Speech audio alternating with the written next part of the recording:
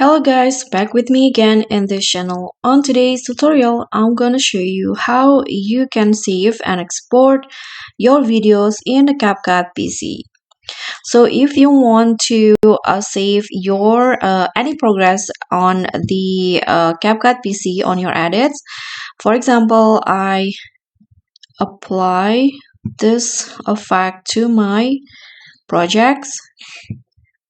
So you don't need to do anything to save it because CapCut will auto save your progress or any changes that you made in your project. You can see here at the top auto save at the current time here.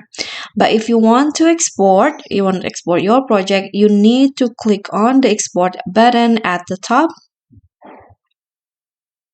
and here you can make some adjustment in the video exporting process, and after that you can just click on export and your video will be exporting. Okay, so that's all from me. Thank you so much for watching. Please don't forget to click like, leave a comment, click on the thanks, and subscribe to this channel. Bye.